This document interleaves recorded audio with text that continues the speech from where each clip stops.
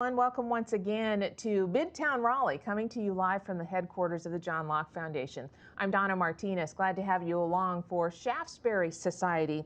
This is our fourth in a series of 5 presentations, a special Shaftesbury Society leadership series in which we're focusing on leadership qualities and emerging voices around North Carolina. It's our Thoughts and Thinkers series, and hope you've been enjoying it as much as I have been, getting to know people across the state who are really getting active in public policy and politics.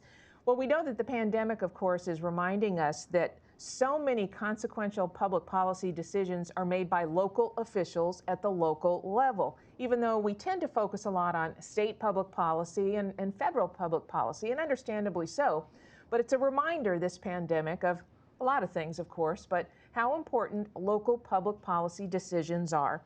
Today, our panelists are very much engaged in their local communities. We're going to get a sense of why they've chosen public service and the issues that are on their minds, how you can get involved in the issues that they want you to be paying attention to. Our guest today is John Annarella. John is the mayor of the town of Huntersville. He is serving his third 2-year term as mayor. He is very active in his local community in the North Mecklenburg area. He's been active in Kiwanis. He's done all sorts of volunteer activities. Kelly Mann is one of the members of the John Locke Foundation team here. She is a grassroots outreach coordinator focusing on the education arena. Kelly at one point was a teacher in Wake County. Obviously today and this week, a very big time in the education field. So she's going to give us an update on what she is finding as she works across the state as lots of kids go back to school. Maya Reagan also is my colleague here at the Locke Foundation. She too is a member of the grassroots team. She's a grassroots outreach coordinator. She's also the photojournalist here at the Locke Foundation. And what Maya does is focus on the business arena. She also has experience in the international community. She was in Haiti several years ago doing some volunteer and grassroots works there. So obviously what's happening in Haiti right now is very much on her mind. And our fourth panelist today is our friend Brent Woodcox. Brent is the founder of Share Raleigh and YIMBY Raleigh, YIMBY standing for Yes in My Backyard. He focuses on issues of affordable housing, short-term rental freedom in the Raleigh area, and during the daytime, he actually works for Senate Leader Phil Berger. So welcome to you all. Appreciate you joining us. Mayor, let's start with you. What got you interested enough to devote a good portion of your career to public service in the local arena? Well, Donna, first of all, thank you for having me. It's really simple, and I've been very active for over 20 years now, and I had 2 small children that were school-aged, and I was very concerned about what was going on within the current school system. And I got very involved in several school board campaigns, which led me to additional campaigns, which led me to eventually running for office multiple times. But it all went back to what type of world I want to have for my children. And, you know, sometimes you win, sometimes you lose, but I've been very active ever since. And you've done a lot of volunteer work as well and active in the Kiwanis. So it's not just elective office and making those decisions at the local level, but you have really learned how to build coalitions and work among a coalition. Yeah, absolutely. And it's interesting because one of my biggest projects that I led for Kiwanis was a splash park, and it was in Cornelius, an adjoining town, while I was still mayor of Huntersville. So I think that's good collaboration between communities. Collaboration instead of competition there. Maybe a little competition that went on there for sure. Brent, building coalitions and getting active in things that directly affect people's lives. So you've been doing that in the city of Raleigh. Tell us about that. Yeah, so I really got started when we started dealing with the issue of Airbnb and whether or not it should be legal or illegal in Raleigh. And I was appointed to a city committee, and they asked, does anybody want to be the chair of this committee? And I was like, well, I'll do it. And you're a guy who raises his hand. no one knew who I was, so they let me do it. And so I got involved with that and started an advocacy group and actually a political action committee called Share Raleigh. And we got involved with just raising money and giving money to candidates. And, it's mission accomplished on that when we actually do have short-term rental freedom in Raleigh now and a good city ordinance. And I actually just shut down that political action committee last week. And hopefully I never have to reopen it again. And that just got me interested in the issues with housing and YIMBY. I just came upon a brand at the right time when people started to talk about these housing issues, and that the lack of affordable housing and just housing availability is being caused by market, not market failures, but by government failures to allow the market to work the way it's supposed to work. And I love the fact that you named it YIMBY Raleigh, YIMBY, because what we're used to hearing is NIMBY, which would be not in my backyard, but you took the proactive approach and said, yes, in my backyard, as you are out advocating for ways to make housing more affordable to people. So not only was it effective and is effective, but it's pretty clever as well, I thought. So Kelly and Maya, these two gentlemen are the type of people that you are connecting up with around North Carolina. Kelly, this day, this week is huge in the education arena, which is kind of your area of expertise as you do your grassroots work here for the Locke Foundation. I suspect you would like to meet more people like the mayor and Brent. Yes, it warms my heart to hear stories of just citizens who become active because they want to make a difference. They want to make a positive impact. They want to improve the future for our children. And that's kind of my same story. I consider myself sort of an accidental advocate. A year ago, really probably to this week, I became very upset with the way I saw the direction of the school reopenings and how Wake County was addressing the reopening plan and lack of plan, and how the plan constantly changed and evolved. And it became clearer and clearer to me that children and the community and the schools were not at the center of their decision making and their plans.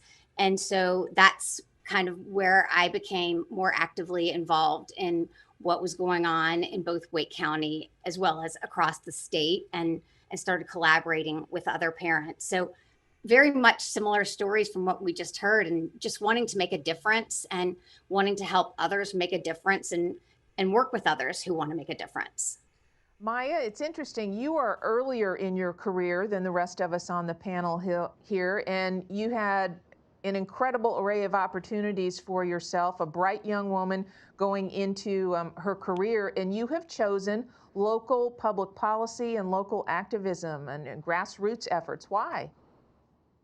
Something I have always said is politics and policy is not this magical idea that affects those people over there. It is something that happens here in our communities and in our neighborhoods.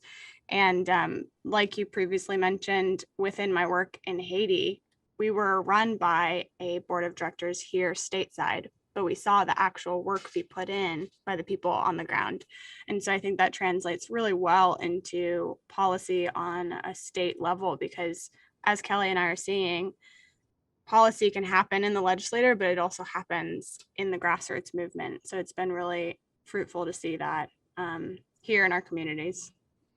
I'm really interested to know what you all have experienced out of the pandemic in terms of the passions that seem to have been really lit under some people based on what has happened to our lives, based on government mandates and prohibitions, and people wanting to get their lives back to normal, and some people feeling more comfortable than that than others do at that. Give me a sense of what you're hearing from the people that you normally work with. Mayor, how about in the Mecklenburg area?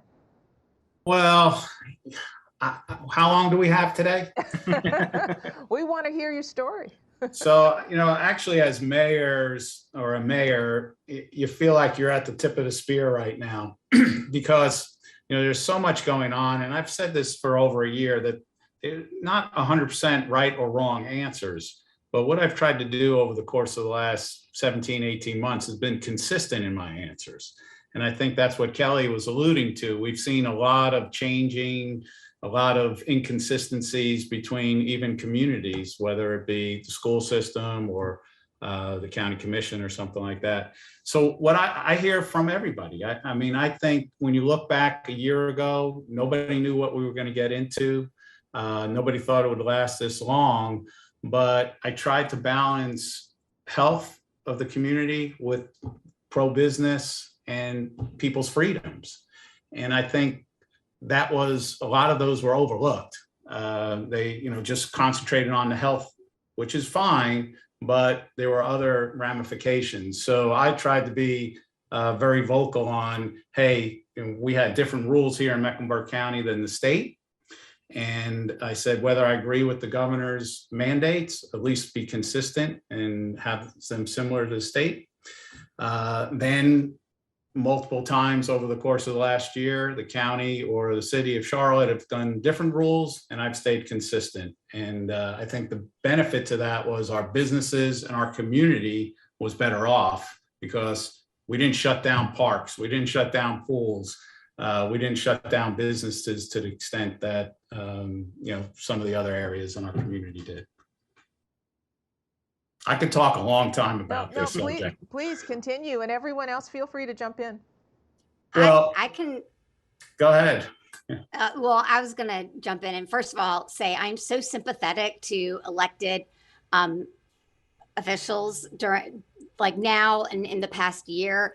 I think that it's got to be so tough making these decisions. So thank you so much for being in taking on that position and being consistent in your decision making, because I think that is one of that's one of the things that's really questioned parents in Wake County and made it hard for us to come to terms with some of the decisions that have been made for our schools. But if I go back to when we were really, our founding and our start was battling to get our schools reopened. And one of the things that I thought was so fantastic about what we were trying to address as far as balancing health and balancing a decision and looking out for our students and looking out for our schools was, this was a group of very diverse parents. This was a group of community members and parents who had different beliefs, different political views, but we all found that it was, and believed that it was in our community's best interest to have schools open. We were looking at the advisement of different health organizations across the country that were consistently really pushing for the health of your community. It was better for the schools to be open. So I've tried to be very sympathetic to everyone's concerns. I think about that all of the time, and wanting to balance the sympathy for the concerns that people feel. Last year, we did have the virtual option. So anyone that wasn't comfortable sending their child into a Wake County school could have switched to virtual anytime they wanted to. And we still have the virtual option in Wake County this year. But I think it is important to be sympathetic and compassionate, but also remember that everything that we have learned in the last year plus is that open schools do result in healthier communities. And you have so many parents who are a little bit conflicted. I can just tell you anecdotally, when I talk to people with school-age kids, I mean, on the one hand, they're like, yes, I value my freedom and I don't want to be told that I must do this or I can't do that. And yet at the same time, it's a parent's natural instinct that you want to do everything in your power. And you're thinking, well, if there's just a chance that my child is, quote, safer or less apt to be infected by COVID, I'm going to go ahead and take that extra step. But I guess the issue is whether it's mandated or whether it's voluntary. Right. And so we talk about the health, and we talk about the health concerns and being sympathetic to everybody's needs and worries. But we also have to think about, at the heart of this is the parent choice and the choice to make the best decision for your child instead of having the government take some of the decisions that should be in our hands as parents away from us. And I know that people are very conflicted about the mask mandates in our schools. And so half believe that we should have masks in schools, half believe we shouldn't. But part of the issue that is central to me is also for me to be making those decisions for my child instead of having a school system make a government make those decisions for my child. I feel like I know what is best for my child's health. I feel like I know what's best for my child in making that decision, and would like to have that decision in my hands instead of having the government be making more and more choices for me, for my family, and the direction of education. And of course, here at the Locke Foundation, folks, what our research team has really endeavored to do is to provide you with factual information. So if you haven't been following along at johnlocke.org or at our Locker Room blog, we have some very fact-based information for you on all sorts of issues related to the pandemic. And the goal, of course, is to make sure that you're informed and then make your decision for yourself, but have the information, have the facts. And John Sanders, one of our researchers, has been doing some incredible work on some of these COVID-related issues. So I would encourage you to use those websites as a resource. You know, Maya, what we have seen in the business community is people struggling, of course, to keep their businesses operating, to have some income, to keep their employees on staff. It's been an incredible balancing act for them as well, having to deal with decisions of wanting themselves to be safe, but at the same time, they have government rules they have to follow. Absolutely. And I can speak to that personally. I run a wedding and event photography business. And last year, I had a very negative impact on my ability to perform and provide the services that I do. Similarly to myself, I mean, we had businesses closed down, and the restrictions have made it very difficult for them to do the job and provide the services that they've always done. And so going off of that, again, we're seeing a lot of government overstep and mandating what these private business owners should be doing with their lives, just like they're mandating what parents should be making their children do. So it's been difficult and challenging on all of the business people in our state. And so it's been really enlightening to be sitting down with these different people, be it in real estate or small business restaurants, hearing the different challenges that they've faced in the last year and how they've had to either succumb to the mandates or figure out a creative way to reinvent the way they do business. Maya, are the people you're engaging with, are they hopeful for the future, or has this Delta variant and its impact on particularly government rules, does that have them feeling just as challenged as they were back earlier in the year? That's a great question. I think it really depends on the person, but I would say overall, people are pretty discouraged.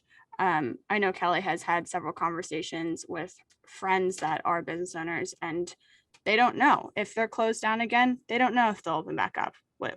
Nobody makes a business plan to operate off of 50% capacity. No one's done that.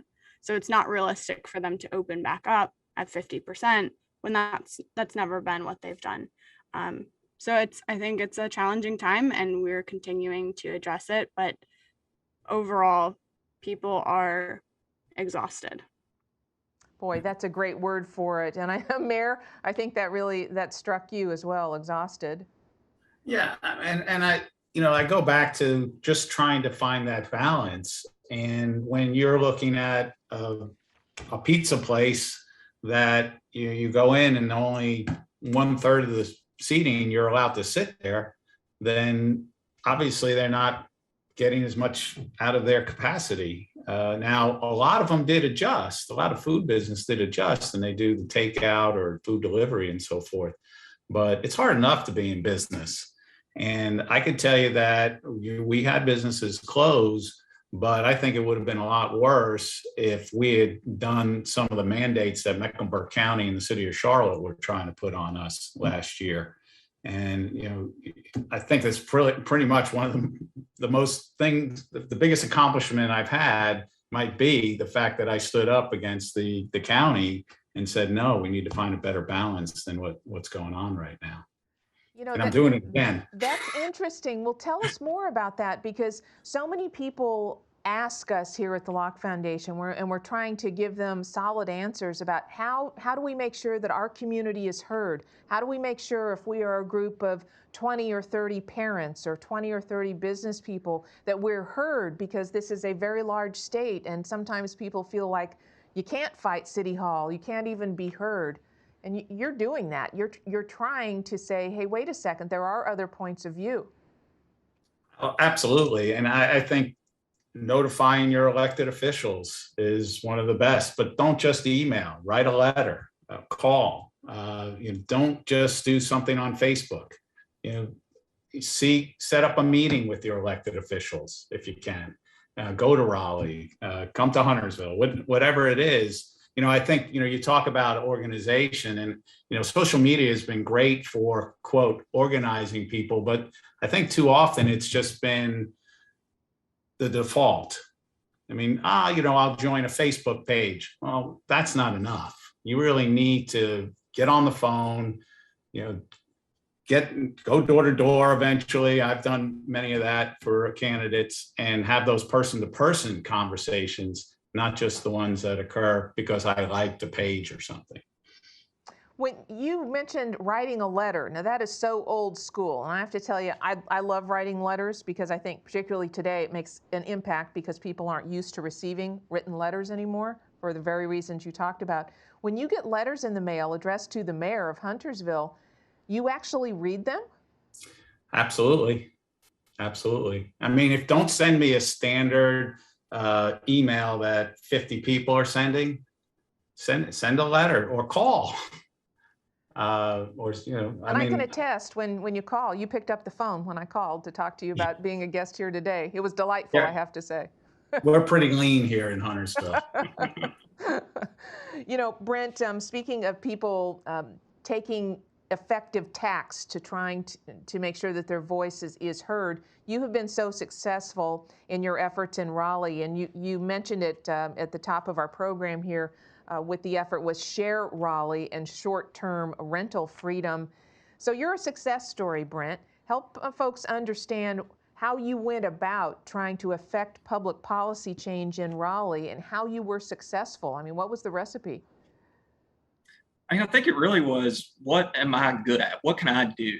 How can I make a difference? Because I'm not a community organizer. I'm not going to build some big organization. I'm an introvert. Like I like writing letters too. That's the way I like to communicate. But what I am by training as a lawyer and by personality as an advocate, and I can write and I can make arguments and I can draw attention to issues that I think need to be resolved, and I can build bridges with different people who may not agree with me on 99% of issues, but they do agree with me on this one problem that the city's facing and the best way that we can go about solving it. And so that's what I've been able to do. And you realize once you get out there and you start talking about things, people want to talk about it and they want to be involved. And I think COVID has been a prime example of people kind of coming together to deal with things, because, in an ideal world, you should hardly even know who your mayor is. I mean, the government should work efficiently, that when you know who your county health director is, it's because something's going wrong. It's not because things are going right. And there's nobody who doesn't know how powerful our local elected officials are right now. And that's actually a good thing, because the government that's closest to the people should be the most responsive to what we want and what we need. And you can build coalitions, even of small groups of people, that can make a big difference, because when you're influencing, particularly in a town like Huntersville, like you said, it's a lean operation. A few dozen people can make a big difference on a local government. Whereas, you need millions of dollars in campaign ads and statewide campaigns to make a big difference on who the governor is. But you can make a big difference on who your mayor is, who your city councilor is, if you just get involved and start to build just a voice. Brent, how did you build those bridges? Because as everyone knows, we're so polarized today, and we've got a nexus of public policy and politics, and they come together, and then people start choosing sides and knee-jerk sides in some cases. How were you able to maybe get people who traditionally wouldn't agree on a whole lot of policy issues to take an interest in short-term rental freedom in Raleigh and put everything else aside in order to all work towards one goal? You know, you meet the right people. I'm not, a natural connector, but I do connect with people who are connectors. And I've always had good friends who are extroverts who are constantly building groups and merging friend groups and other friend groups. And so like when I started working on the short-term rental issue, everybody was like, well, do you own a property that you rent out? And I'm like, no, I just think this is garbage. Why shouldn't you be able to use your own property in a way that doesn't hurt other people? And I actually care about individual freedom and property rights. And people were like, you're a weird guy. And I was like, yeah, I mean, I am. But I had so many hosts and property owners that came up to me and just said, I really appreciate what you're doing. You obviously get it. What can I do to be a part of it? And, normally I would just connect with those people and try to help them leverage whatever gifts and talents and platforms that they had in order to advocate for themselves and for others. And that was really just effective to try to identify who's good at what and empower them to do that. So how did the Raleigh Mayor and Council then react to you and to this kind of collective voice reaching out on this issue? Well, I wasn't probably the most popular with the more NIMBY-friendly city councilors. They were upset that somebody was rocking the boat, but I also had a lot of people reach out to me and meet with me, city councilors, and say, hey, I really agree with you. When I did the Share Raleigh project, one of the things we did is we endorsed candidates. So I sent them questionnaires and they answered them, and they wanted to get the endorsement of the committee because they knew what the committee stood for, and they knew that there was a backing of people that were behind it. And I thought that was really successful because when we endorsed candidates, it made it into the newspaper. I was among one of the 6 most important issues in the election that year was over short-term rentals. And that's not typically something that people are paying a lot of attention to, but because it became kind of a lightning bolt political issue in that campaign, it really made a difference on the way that candidates were approaching the issue. Tell us what the payoff is. What is the law now in Raleigh? The law now in Raleigh is just about as open as it can be. I mean, obviously you're not going to have criminal activity and the zoning laws still apply, but you can rent out a property for less than 30 days in the exact same way that you can rent a property for more than 30 days, which was the only thing that I ever wanted to see happen for the city. And it seems like it's going really well. People are able to visit. If they don't want to stay in a hotel, they may get a better local experience by staying with a host. And it seems like people are able to use their property and people are able to visit the city, and we haven't had any real problems. It's so great to be able to share this story with the people watching us, Brent, because it's a situation where it really does show if you get together, if you build your coalition and you go out and you don't just yell at people and call them names, if you actually make a reasoned argument and build people around you that will support that argument, you can become influential in changing a local public policy. That's how it works, it seems to me. And so Maya and Kelly, this is the type of thing that I know you both are involved in, different arenas, Kelly focusing on education, Maya on business, but it sounds to me like you are looking to build more coalitions like Brent was successful at doing. Yes, and to speak to the reaching out to politicians and being you need to be civil when you have these conversations. And we, in the group that I've been involved in with the community members to get schools reopened, that has now continued and evolved into other education policy items, we have always been very grateful for every decision and every vote that has been in the favor of helping parents have a say in their students' education and helping decisions that are child student focused in education, and writing those thank you notes, reaching out in writing, in phone calls, and setting up time to connect with your school board members to learn about the decisions that they're making and to find out more about the decisions that they're making. There are school board members that I feel like I absolutely have not agreed with anything that they have said or done, but I also have met with them and had very productive conversations. And doing that is really important, just as Brent said, and reaching out and working with your politicians is a great thing. You know, Maya, react for me, if you would, to Brent's story, and which I consider really to be a success story of how to go about this and actually get, you know, a policy change made at the local level. And also the mayor saying, hey, you know, write a letter or pick up the phone. Sometimes we forget those things. Yeah, and being very strategic about the way that you are participating in the grassroots movement is so important. I mean, that's one of the things Kelly and I cannot stress enough. To show up at the General Assembly is good, but to show up with a plan and topics on which you're going to speak and to who you're going to speak to, like all of these things are very important. Make sure you're speaking to the right legislator. Make sure you're staying on topic. You know, when you're at these school board meetings, being emotional is a natural response because these topics are emotional topics. However, grandiose emotions are distracting to the narrative and they are not productive. And so you're right, Donna, like you should participate in the grassroots movement in any way you can. But there are ways by which you should do so that are more productive than others. And so being very thoughtful and intentional about how you participate is probably one of the most important things that we can recommend. Maya, help us understand, help the people watching us understand the things that you're going to be working on, the issues that are really kind of percolating up across North Carolina when it comes to the business community and job creators. And you don't have to just be a business owner or business manager to be interested, because this affects every single one of us. After all, we're talking about jobs, the right to earn a living, whether or not, you know, we can move up, or whether or not there are plentiful opportunities there. So what are you focusing on for Locke?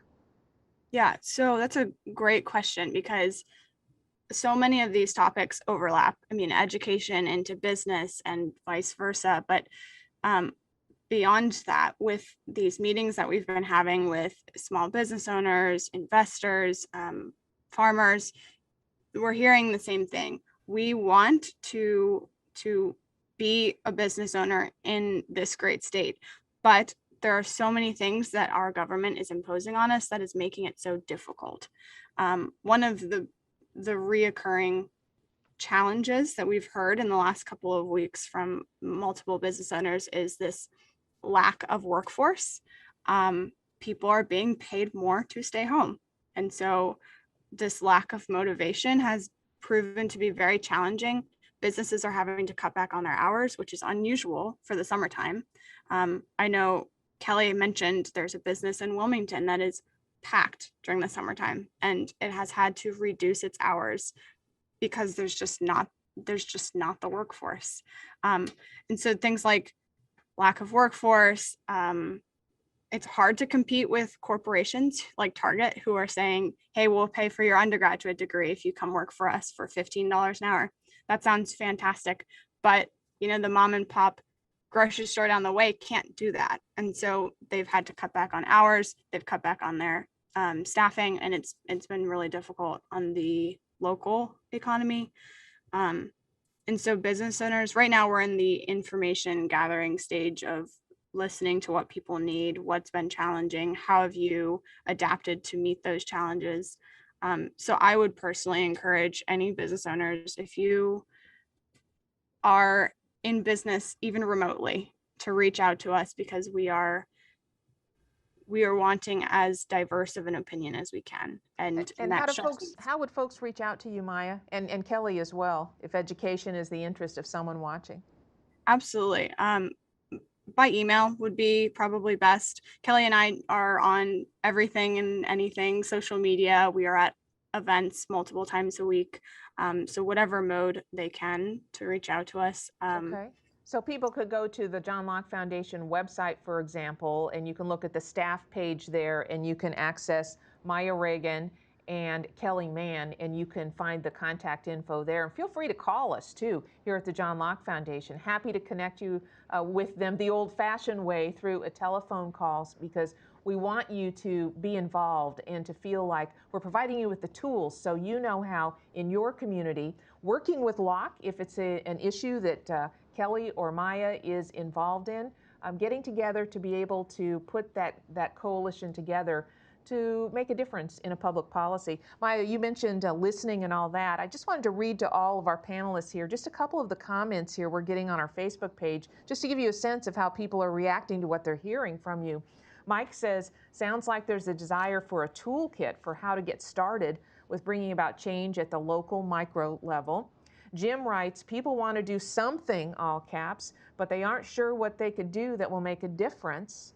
Jim also writing, more people would stand up and speak before government committees if we could look somewhere for 1-minute speeches on relevant topics, defend police, mask mandates for children, critical race theory, and more. So I think what we're talking about here does indeed resonate with people across North Carolina who are looking for a way to figure out, how do I make a difference in my community? And to your point, Maya, to be strategic about it so that you're with a coalition that's working towards a particular goal with a mission in mind. So I think this is great what we're doing here. You know, Kelly, this week is big in education, of course, and we've talked a bit about the pandemic and how that has really impacted parents and what's happened with educating our kids. What are you planning to work on in the education arena, Kelly?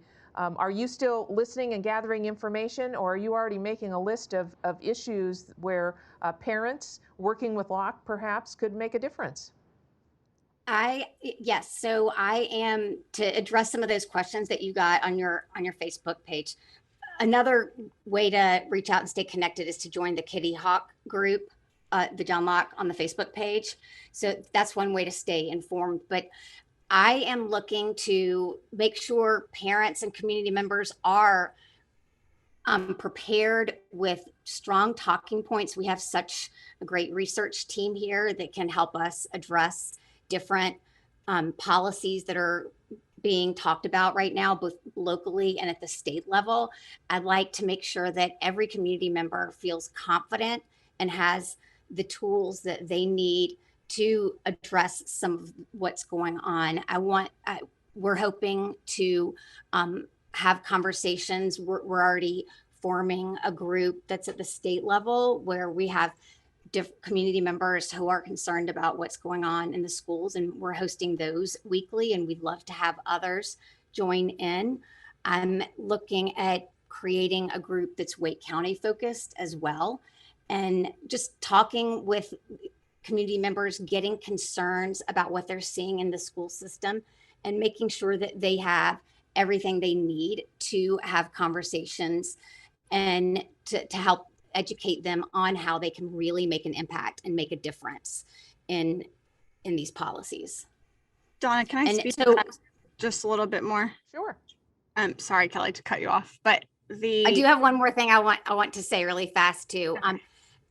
I did get started in the school reopening, and as I mentioned previously, there are a lot of issues that I've learned about and have become very important to me. So the issues such as the CRT curriculum that we're hearing about, that's one that we're talking about. Critical race theory. Expanding, yes, and expanding school choice. I was a public school parent and believed that my children would always be in public schools, but expanding the choice for families, because I now have 2 who are in private, and I do still have 1 in public schools, but expanding school choice in North Carolina is really important with the way the decisions are going in our public schools. But with the 1 in public, I do want to continue to advocate for parents and make sure that they are enabled to make the decisions and have the choices in that setting as well. So I just wanted to finish answering that question. Sorry, Maya, go ahead. No, thank you for talking about that, Kelly. Maya? Just addressing the two comments. When people are looking for ways to get involved, we as in Kelly and I would highly recommend that they look to groups that have a proven track record and are advising their volunteers and participants to do tangible action items. If you are sitting on Facebook, participating in post threads all day, but that doesn't translate into an action at the end of the day, then you're wasting time. You're wasting your time and all of the people on the thread. So when these people are, Googling or they're reaching out to us and they're saying, these are the policies that we're interested in, make sure for our listeners, make sure that you guys are looking to see what have they done the last 6 months? What have they done in the last week? And has that translated into tangible action? That's such an important point, I think, and both you and Kelly have kind of gotten to this, that it's important to build your coalition and have the people with whom you are working, that you feel like you're a tight working group. But then you also have to talk to people outside the coalition. I mean, that's what it's all about. If you're trying to make a change in public policy, you have to persuade people who don't already believe as you do to come over to Absolutely. your side. And that is so important. And of course, that's what Brent was talking about with his effort with Share Raleigh and the short-term rental policy. Mayor, what issues are coming up in your area, in Huntersville and the North Mecklenburg area, as we hope, fingers crossed, that we're going to be moving out of this pandemic soon? What do you see as kind of the next generation of local issues that really is going to galvanize your community? Well, I mean, a lot of it has to do with our growth right now. I mean, we're growing like crazy, like a lot of other areas in North Carolina. And how do you assimilate all those individuals coming in here? So we have infrastructure, road infrastructure. We have obviously schools. Are they going to be built in the correct areas? Whereas in the past in Mecklenburg County, they don't necessarily build them where the children are. And then really right now we have the county has gone into, they've used a rule to overwrite the authority of all the towns in terms of instituting a mask mandate on August 31st. And as I've told people, it's not necessarily about whether you're for or against the mask mandate. It's more about the fact that the county has used it's dubious if they can use this rule as the health board to circumvent town's authority. And what's next? So this is something that's, as of tomorrow, will be very top on our radar. And I think the people of Mecklenburg County should be very concerned that if this is precedent, why do you have a town government if the county can overrule you? That's such a great point, because people may feel like, hey, in Huntersville, all right, we've got a mayor that is making the decisions that we like, that we're comfortable with, and then somebody from the outside can come in and just overrule you. With a very, like I said, liberal interpretation of whether they have the authority to do this or not. So. Yeah, Mayor, if you would, could you talk a little bit more about growth, please? Because I know that Brent is really working on the issue in Raleigh when it comes to affordable housing, because Raleigh and the whole Triangle area growing so rapidly, of course. I know your area is growing as well. What does that mean? It's transportation, but housing, you mentioned they're not building them in the places where the kids are for schools, but is affordable housing a big deal there? Well, I mean, it's always the definition of what is affordable. Are you talking about workforce housing? Because we certainly want people to live, work, and play in Huntersville. What we've tried to do is, one, we're the only community that didn't raise taxes in the last 6 years. So I'm very proud of that. Yeah, you should be. Then also be more receptive to new ideas in terms of housing. So we have something in front of us that hasn't happened yet and it's not approved, but it's a full community of houses and townhomes that are for rent. So it's not an apartment complex, it's a townhome and single family homes.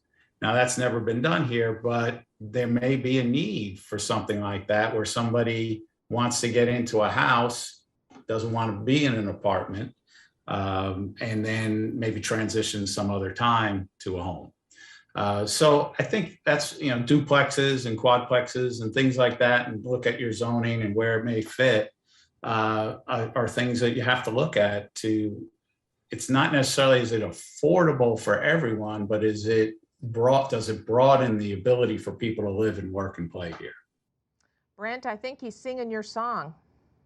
Yeah, I mean, it's nice that you have people that are looking at what the market trends are, what people are demanding, that they're not just trying to shut down for growth, but they're welcoming it. And it doesn't mean that it doesn't come with challenges. Of course, growth has its challenges, but who wants to live somewhere that nobody else wants to move to?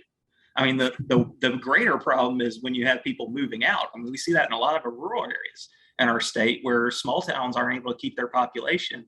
They're moving to where they can find more amenities and a lifestyle that they will appreciate more. And so Raleigh is definitely having that problem. Wake County in the next 20 years is going to have 150,000 units needed that will be affordable housing.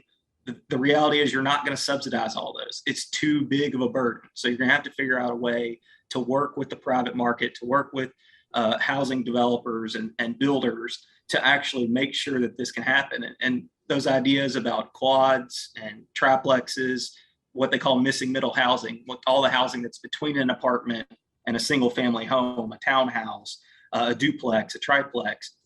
These aren't new ideas, they're old ideas. If you look at the oldest neighborhoods in Raleigh, they all have duplexes and triplexes and townhouses and apartment buildings and all these types of things. And those are some of the most desirable areas to live that have some of the best housing values. And you have to kind of short circuit sometimes a lot of the discourse and the thought that when you build that type of housing, it somehow degrades single family housing. And I just don't think that that's true. I think it actually adds to a neighborhood and you have more and different types of people living together.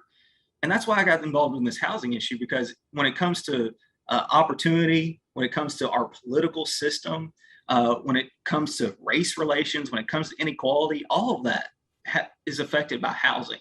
And if we live together, one of the things we say at my church is prejudice cannot survive proximity.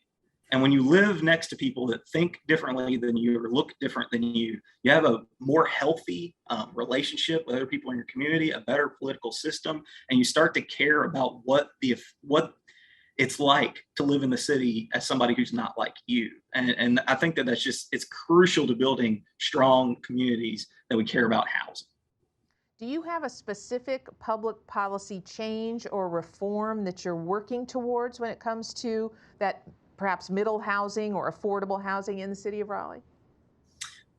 Well, certainly open up the opportunity for more missing middle types so that we're not just getting big apartment complexes or single family homes. We're getting all types of different things. I think that the next step really in Raleigh is to really look at comprehensively our zoning. Right now, I think something like 88% of all parcels in the city are zoned exclusively for single family housing, and you can't build other types of housing. We just need to reduce that by a lot. We just need to have far more areas in the city where you have different types of housing and building that and creating a denser, walkable, urban, quasi-urban environment in more areas of the city, I think is not only going to suit what people are actually looking for. They want to be able to walk to the store. They want to be able to walk to a park. They want to be able to do those types of things.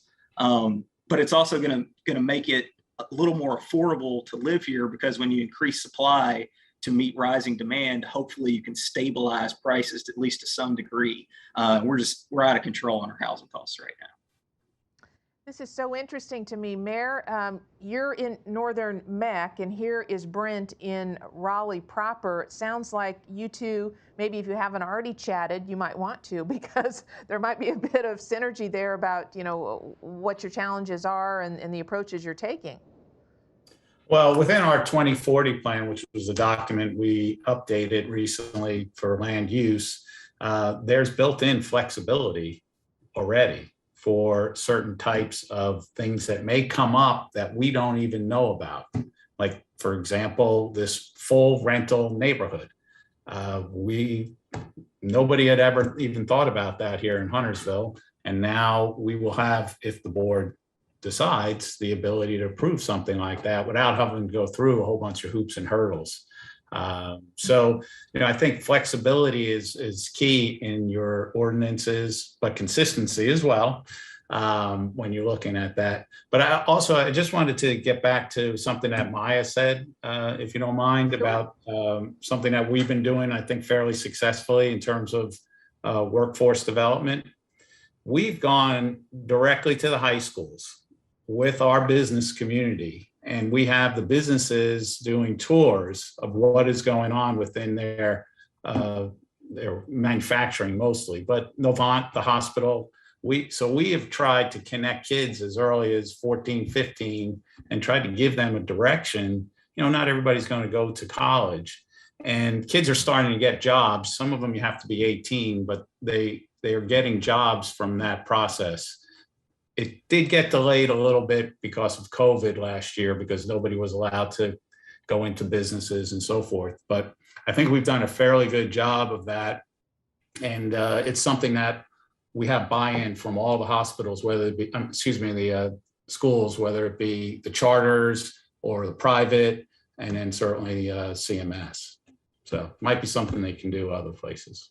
One thing that I've been really impressed with over the past few years is hearing the stories from different community colleges across the state and how they are getting so interconnected with their business community so that people can actually acquire the exact skills that are necessary for a particular job. So coming out of community college, it's not a question of, okay, now where do I go to try to say, hey, I have this skill. There is a job in some cases waiting for them at a particular company or companies. And it just makes perfect sense that, that we focus on getting people marketable skills to go out and be self-reliant.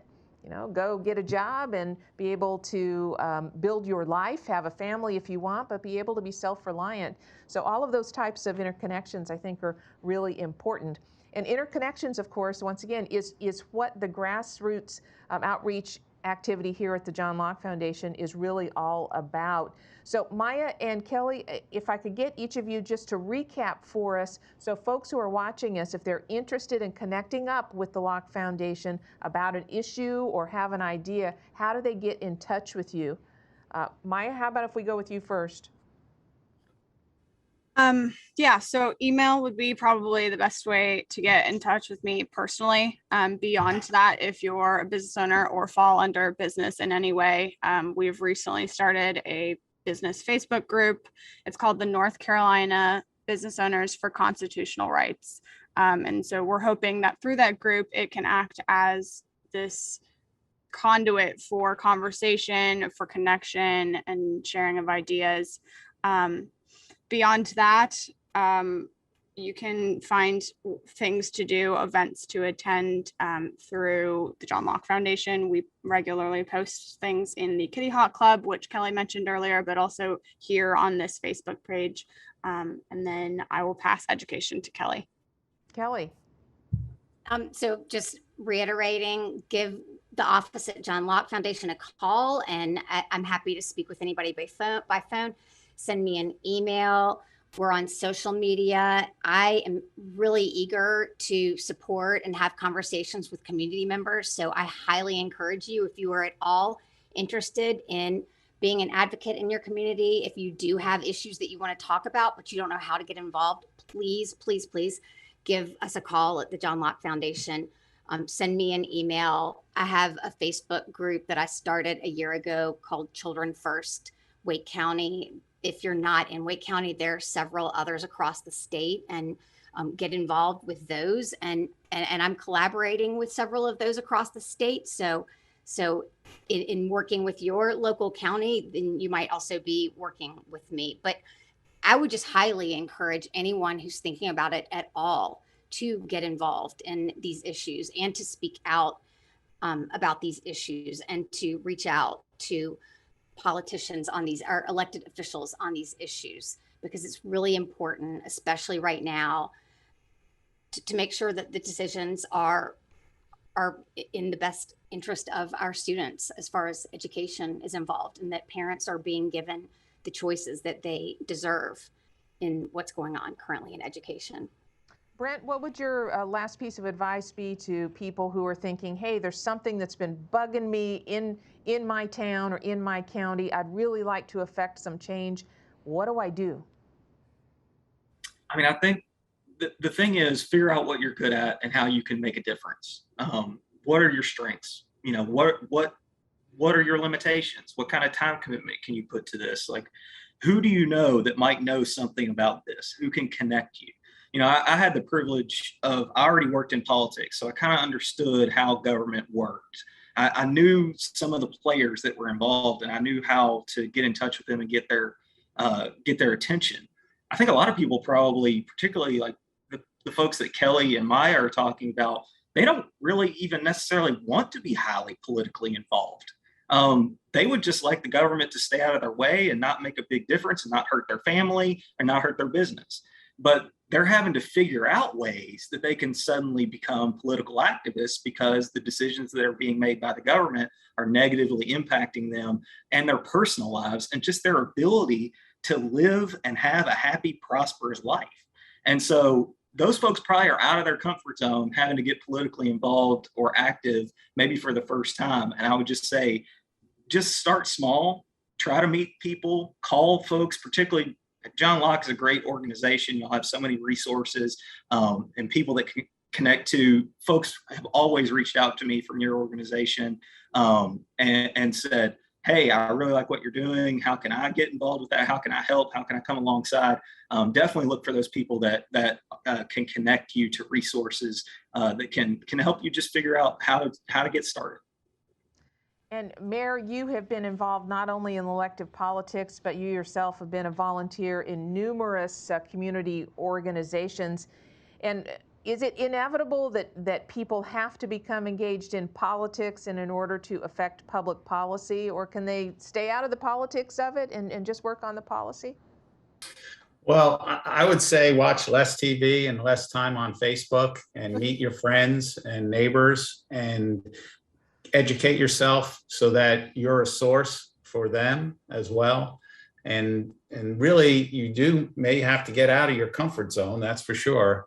But I do think you have to show some influence on your elected officials and step up and really contact them in an articulate, professional way. I mean, I've been getting emails that wouldn't necessarily send to my mom, so to speak. So think about who you're sending them to, and that you want to make sure that the person that's reading it doesn't just get turned off by it and actually pays attention to it. Very good advice. Well, this has been so interesting and productive, I think, for not only me, but for everyone who's watching and wants to get involved really to make a difference, and understanding once again, and unfortunately it's taken a pandemic to really remind us of how important it is our local officials, the people who are elected, the people who are sitting on appointed boards. They're making decisions that affect each of us every single day of our lives. And now I think we've gotten a really good glimpse of just how important it is to make sure that our voices are heard, to let those people know we agree or we don't agree. We think we have a better idea, and here's what it is. We've been talking with John Annarella. He is mayor of the town of Huntersville. Also, Brent Woodcox, the founder of YIMBY Raleigh. And my colleagues here at the John Locke Foundation, they are grassroots outreach coordinators, Kelly Mann and Maya Reagan. Thank you, everybody. Really appreciate you joining us for this panel today. Thank you. Thank you, Thank Donna. you so much. And Have folks, a good day. Thank you. You too. Folks, what I would like to do is just to remind you of a couple of things. Number one, we are a resource here at the John Locke Foundation, and I suspect if you're watching us now that you probably have tapped into the resource, but if you haven't, for whatever reason, now's a great time to start. If you want to get active in your own community, go to johnlocke.org. We have resources there in terms of actual research papers that analyze in-depth public policy questions, but also our Locker Room blog.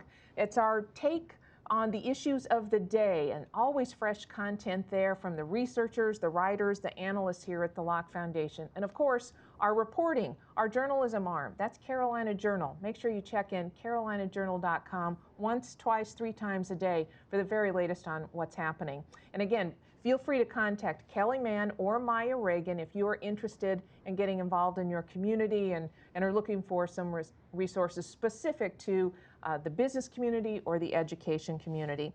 Next week, we are going to have our 5th weekly panel on our Thoughts and Thinkers series, and we'll be talking about school choice specifically next week, so I hope that you will join us for that. And then, if you like what we're doing, just remember that we are a nonprofit organization and we rely on donations from people like you, people who are engaged, people who care about freedom and in defending freedom and advancing it, whether it's in the local community or at the state level. If you'd like to make a tax-deductible contribution, we would greatly appreciate that. Just go to johnlocke.org, the upper right-hand corner, hit the donate tab. It's secure, quick, you can do it right there. And thank you for considering doing that.